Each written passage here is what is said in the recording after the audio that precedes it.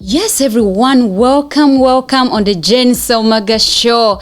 I don't know what you're doing right now, but hey, I'm going to request you to get somewhere comfortable so we can get a beautiful time together. Because guess what? After COVID, it was believed that depression tripled. People were having suicidal ideations on an increase. So therefore, on the show we are having a guest. She's going to help us. The knowledge she has, she's going to pass it on. You know, you don't want to miss as we learn about depression today on the Jen Selmaga Show. Stay tuned.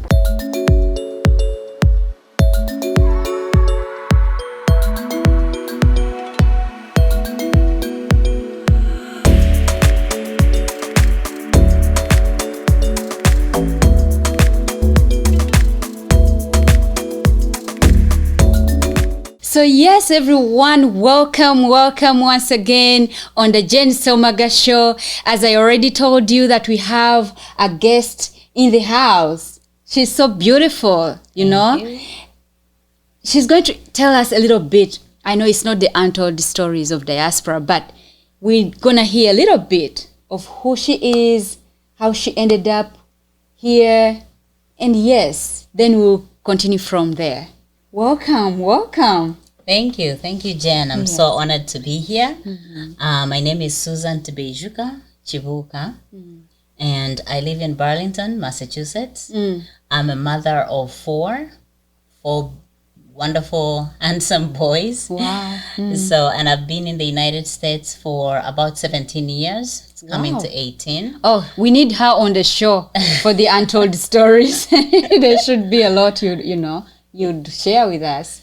Well, maybe. Yeah. So I've been in the United States for coming to 18 years, and I thank God it's a privilege to be in this country. This is a great country. Wow. And we love it here. And I went to school here for my master's in social work. Oh, okay. And then I got my license as well. And it was an uphill battle, but I did it. Yeah, yes. So, congratulations. Thank you. It's not easy to study here. Yes. For those of you whoever knows, it's not easy. But if you went that far with 4 boys. 3 boys. 3 boys. Yes.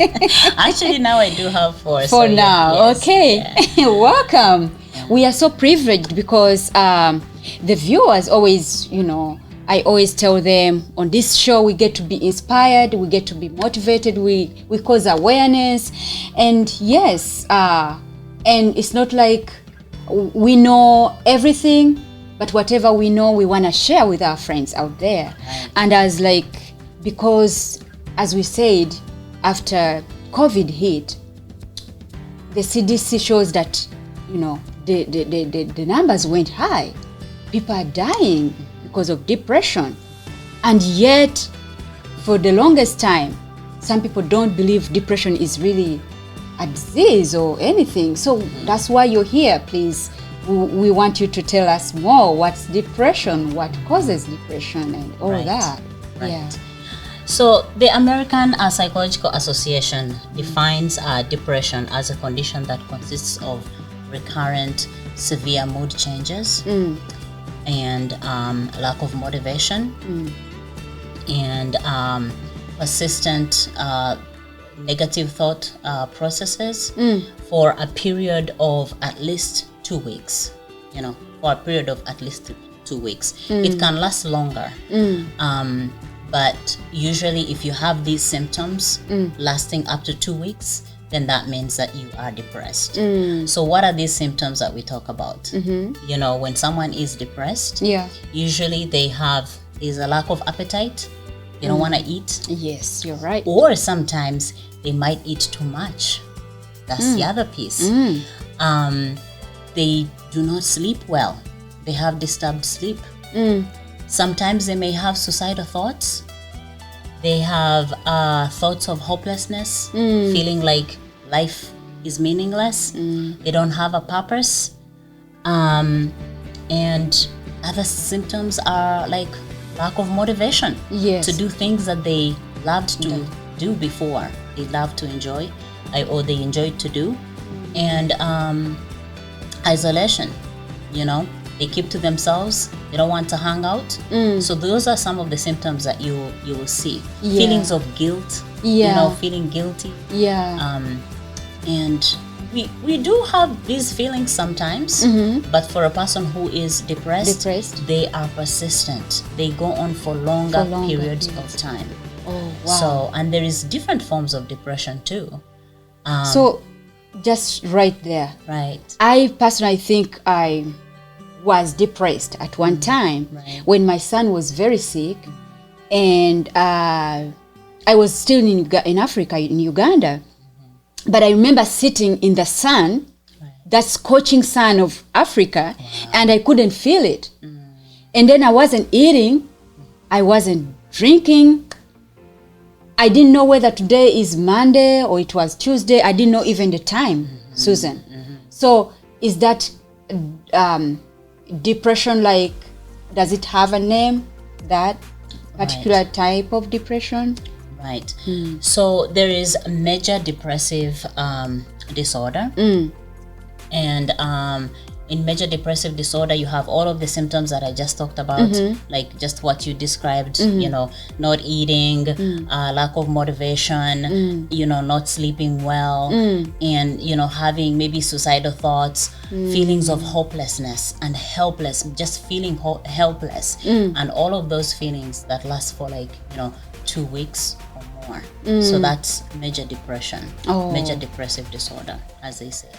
But then there are other forms of depression where somebody goes through like a time period, maybe like during the winter, you will see that's seasonal depression, which they call SAD, so seasonal affective disorder. And it only lasts because during the winter people are down, they're feeling low, there's no sun, so that is seasonal depression. And then other forms like bipolar disorder, goes up and down. And sometimes people just throw these things around, like, oh, this person has bipolar because, they've lost their cool, or, but the bipolar depression looks very different. There are periods when maybe somebody can spend like a whole week when they are in a state of, euphoria, and they can do anything, and they can, conquer the world, and they are like that. Or they are spending a lot of their money, they are going in casinos, or they are doing very risky behaviors, and things like that. And then they have these periods where they are very depressed, so they go up and down. They are very depressed, they are not eating, they are not sleeping well, they are unmotivated, they're isolated. So when you look at them, it's like, is this the same person that I saw, last week? Very, very different. So those are different forms. What you just said, is this the person I saw yesterday? It brings to me this thinking whereby, what do I do if I saw my sister, if I saw my brother yesterday very happy, and now everything has changed? He's no longer eating, he's not doing this and that. How should I handle such a situation? How can I be of help? Right. So a lot of times it starts with a conversation. It starts with a concern. If this is a person that you care about, this is a person that you love, you can reach out to them, and ask, how they're doing. Because a lot of times they don't even want to hang out with people. They will not return your calls. They will not return your text messages. But, just keep doing it. Text them, ask them how they're doing, and ask them if they need any support, and things like that. Or if you can't do it, maybe there is another person who can do it. Maybe reach out to that person and say, these are some of the things that I've noticed. Is there a way that you can reach out to this person? Could you talk to them about, what's going on, and just check on them and see what's going on? Yes, that's really very, good to know, because sometimes I think that people who are depressed don't even want to, associate with others. There's that stigma around depression because it's mental health. Right. So people think like, someone is cuckoo, right? And so if you are not depressed, we really need to learn how to handle these situations. Because You don't want to come to someone who's depressed, I can imagine, and you're like, oh, you're not alone, snap out of it. I remember this one guy who was teaching about how he went through depression, and he says that the worst part of your friends or those who are around you is when they come and they're trying to tell you to snap out of it. And he says it's like when you have a cold, you can't tell someone with a cold to snap out of a cold. It takes its time. Yeah. It takes its course. So yes. That's what exactly you're saying, because depression is a disease. You can't just snap. Exactly. Yeah. And so because it is a disease, any disease needs a specialist, needs somebody who has knowledge about it, someone who can treat it. So depression is treatable. Yes. There is help out there. So I think that's the message that people need to understand, because I do understand the stigma and it's here in America, it's in Africa, it's everywhere. Yes. Because people do not have knowledge, do not have information that it's as a disease as any other, you know, because if anyone were to get, like, for instance, cancer, you know, so do you just come to that person and say, hey, you know, get better, or snap out of it, or pray and you will, you know, get over this? You know, that's not how it works. And actually talking about prayer, yes. I think you're Christian. I am a Christian, Jane. I think we Christians need this talk, because I have realized that we think that is devilic. Depression is, you know, it can't be. You just need, because the Bible, yes, the truth, the Bible tells us, if you're anxious of anything, if you're concerned about anything, just go to God and pray about it.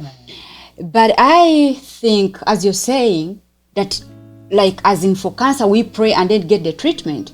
So even depression, we should pray and also get all those other measures, as you were saying. Exactly.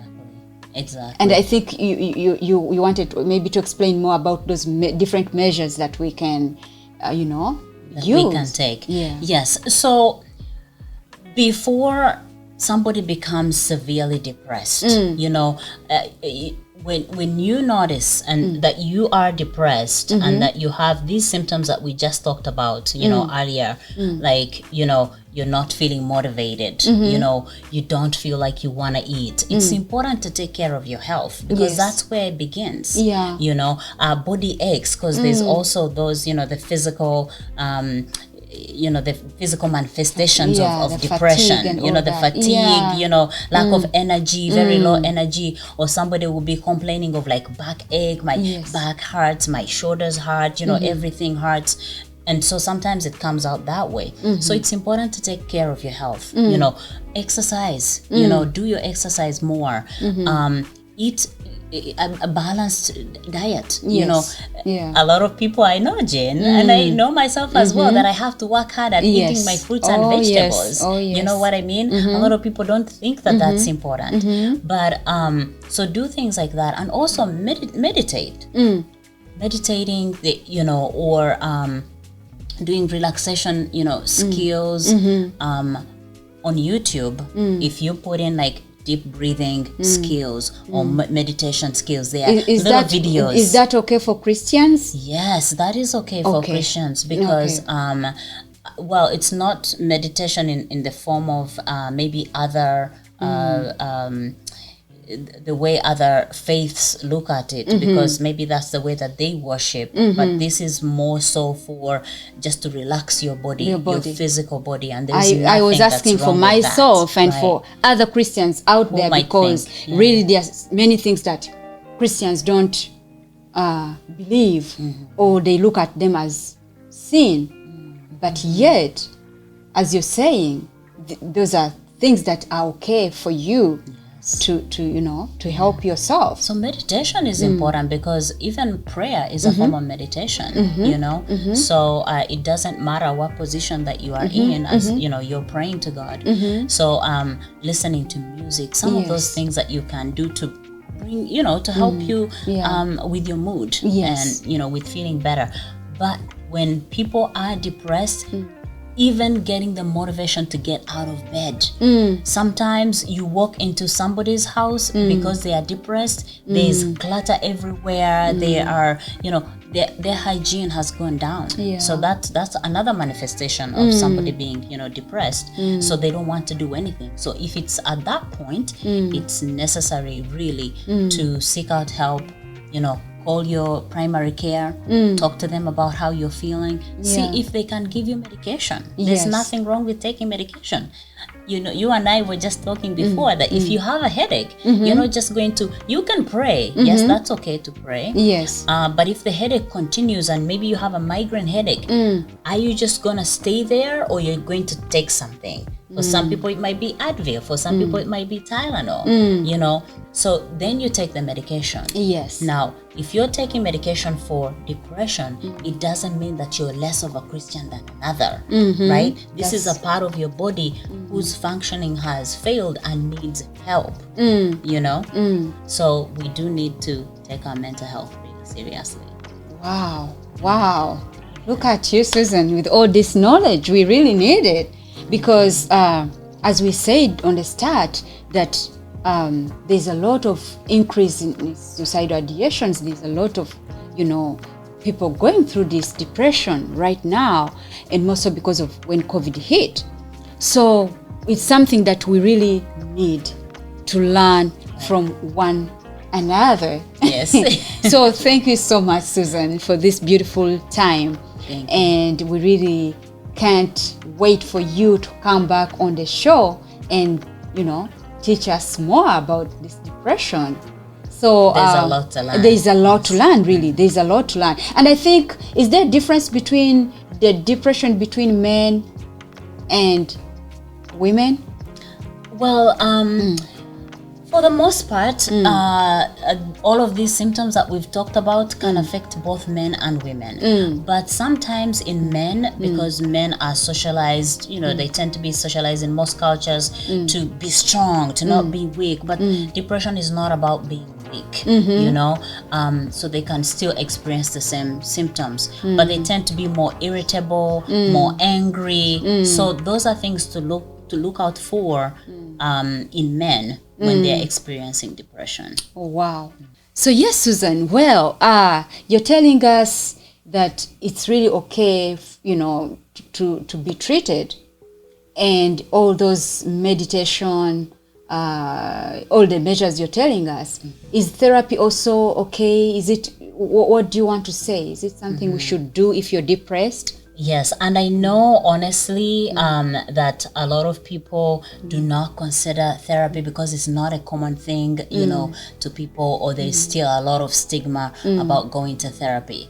But going to therapy is such a good thing because you get to talk to somebody who is neutral, someone who can hear you out, someone who is not going to tell you to snap out of it, and is going to help you to come up with coping skills that can help you to deal with your depression. So it's really important to think about going into therapy. And I know that sometimes it's not that, it's not that cheap. Sometimes it's, you have to pay some money. But if you really want to be well, this is something that I hope people can, think about. Yes. And when you go to therapy, sometimes you don't have to pay out of pocket. You can pay a co-pay when you're in the United States. You can pay through your insurance. That's okay. The insurance can help out. Yeah. So, but I think, Susan, when you look at, okay, this is the first world, but I'm looking at third world. I don't know. I think you guys, you therapists and social workers, need to go back there and, improve on these areas, because I think we are scarce when it comes to these areas of therapists. Yes, absolutely. Yeah. They are. And even here, they're still, scarce. Yes. But I think that in some of the countries, they do have therapists there. But yes, there's such a great need, and there's still a lot of work that needs to be done. I agree, absolutely. Yeah. But if you can't afford, to go to somebody that you can talk to, again, like I said before, reach out to a friend, reach out to family members. Yes. Find some there's a lot of information, like even Online. online. There is a lot of books that can teach you about Yes. some of these things. So there's always a way that even in a third world country, you can Yes. still get some of these resources. Thank you so much. Thank you. So I hope someone out there, you're taking notes, you're listening in, and I hope this is helping someone. As a person of being helped, I feel so, privileged that you're on this show today. Thank you. So- It's been an honor, Jane. Yeah. Thank you.